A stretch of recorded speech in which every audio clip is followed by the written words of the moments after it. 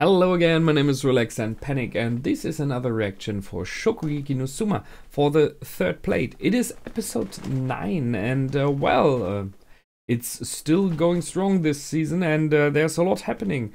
So, last episode, we won. Suma won his Shokugeki, so the North Star Dormitory is not being closed.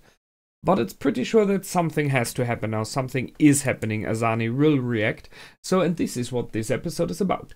As always in my reactions for Shokugeki, if you know mine from the past, you can go down in my descriptions, and there you will find something where you remove the circumflex dots with complete dots, and if you enter that, you will find my real reaction. And then after watching it, you can come back here and hear about my thoughts and what I think about this episode, what I wrote down, what I expect for the next episode to happen, and so on and so forth. So much about that. See you soon. For those of you who have come back, welcome back. Well, as I thought, there was a reaction from Asani. It had to be.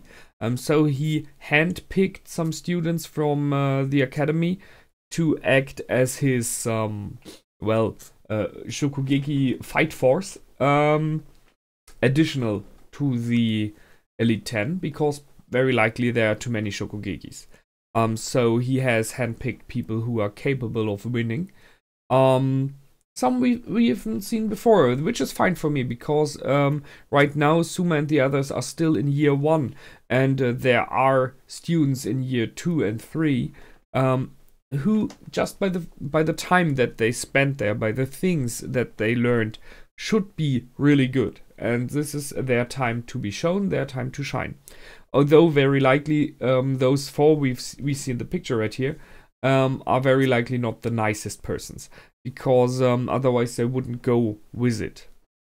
So Ishiki, on the other hand, being one of the Elite 10, came back to the dorm.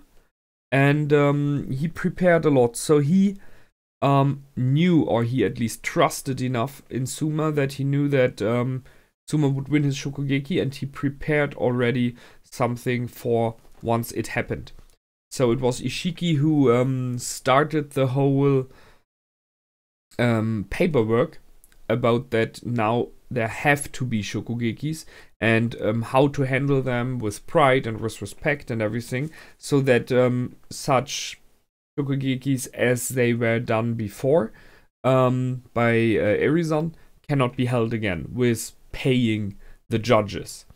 So he made sure this isn't happening again, but the problem is, due to it, and possibly due to other things as well, Asani has already, or by now is, at the moment trying to clean him off of the Elite 10 and 2 other members as well. So what I think Asani is doing, I remember that 6 of the 10 Elite 10 voted for Asani, which means there are 4 against him. And I'm pretty sure those 3 which he releases of their duty by now are very likely those who were against him. And I think the last one, we know who she is, very likely. So it's not going good. Really, it's not good at the moment what's happening. What I ask myself is if Asani is able to do this, if he can really release those Elite 10 by himself, or if they have to do it themselves. That's a question here. Do they have to take their head and he just pushes them to do it? Or is it that the Elite 10 have to vote, which he still would be able to do because he has 6 of 10 on his side? So, not sure. Maybe we'll learn about that in the future. However, in the dorm, there was a moment in like some minutes in the series where it was like, would be a nice way to end the episode, but it was just at the beginning when everyone was back together, everyone was happy. Ishiki was dancing around, partially nude as always, and the visitors, to say so there were the Aldini brothers, and as always Nakiri was there, Irina. There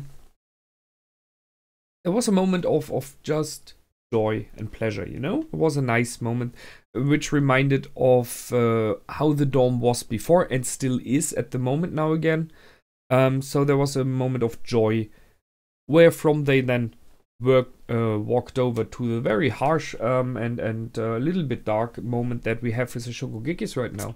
So the Shokugekis that went on were completely, overwhelmingly won by Central.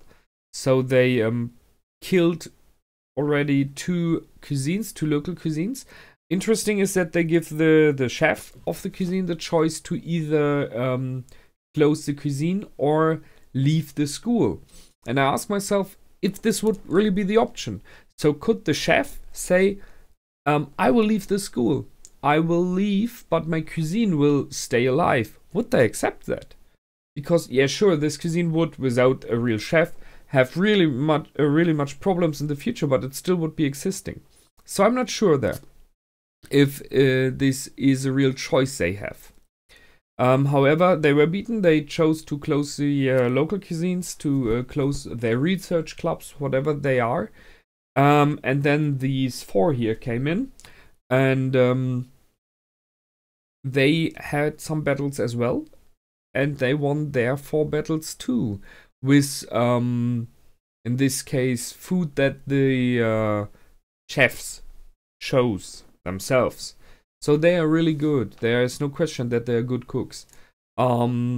Just maybe a little bit of a-holes from time to time, you know what I mean. I think we will learn little bit more about them. I guess we will have each of them at least once in a Shokugeki to be seen, which is interesting. The first guy, which is in the bottom here, reminded me, funnily enough, a little bit of Ryo-Kun, which is very entertaining because right now he's fighting against Ryo-Kun. The lady in the back with the blonde hair, well, not so clear, but there is a little bit of vibe about Arena and, or let's just say of Nakiri, of the Nakiri family about her. But it's just due to the hair, you know, and she seems a little bit cool, but, or maybe something like Ishiki as well, but it's just vibes, you know. Number 3, however, reminds me a lot, and I mean a lot, of the copycat guy. The guy who was able to copy everything you do. So that's interesting. They have another one with this concept of the burly stature and the grim appearance. And number 2 with the violet hair, well, I'm not sure about her. She's more quirky, which represents in her clothing and everything. No idea yet. We have a lot of this type in the past already. So let's see what they are capable of. We know that they are good, no question. Question is, do they have like their own specialty, or are they just good for everything, you know? So, however, we have a Shokugeki now, which is about to be interesting. Alice Nakiri, Nakiri Alice, however you want to say it, is chef of a local cuisine, but not by really wanting to, just because she beat a chef of the cuisine in the past and took over his place and everything. I remember that time. And she, and I think every one of us neither, realized the fact that by doing so, she's now the new chef of this cuisine. And when Rentaro, the guy in red with the blonde hair, was coming along to tell her, well, you have to shut it or you have to beat me in a Shokugeki, stuff like that, she was like, yeah, well, okay, it doesn't matter to me because I didn't even know I was a chef. Although it was a fine thing. And it would have worked like that. Wouldn't he have been such, well, a little bit over the top of himself? And he called them riffraffs. And, well, Ryo-Kun is and always was a hothead, so he instantly bursted and was like, you don't call me that, I will beat you. And here we are, Shokugeki it is. So let's see, we are in for fish, so it's seafood, which is why Megumi was interested instantly, because that is her specialty. She's really good with seafood. Ryo-Kun, as we know, is really impressive when it comes to hot food. So he had some really spicy food in the past. And I think I remember when he fought against, I'm not sure it was against Suma, but he made, I think it was him, a dish which was seafood and with a lot of spices. So I remember it was like really crimson red, really incredibly burning red, like soup with fish. And it seemed to have been very hot and, or was crab, I'm not sure about that anymore. But I remember that one, and he was like the devil himself, you know, so fiery is fitting. So I'm really looking forward to see if they go for this again, because I liked this episode. I remember that I could nearly feel it through the monitor, you know. So this is it for this time. Here we go. Let's see. Next episode, no question, will be this Shokugeki. I'm pretty sure. I think there will be a little bit around it. Possibly it's not only the Shokugeki. Maybe we will learn a little bit more about what's happening in the Elite 10. Maybe a little bit more talk with Momo, who is drawn back, as it seems, and a little bit strange. But I'm not sure. I think Suma is someone who's really a nice person in his heart. So maybe, just maybe, he has an option to like get to Momo. That would be interesting. That they like befriend each other. I would like that. But I guess first off he will possibly like challenge her to Shokugeki whatsoever. As will the Eldini brothers. So this is it for this time. My name is Relax and Panic. Goodbye and out.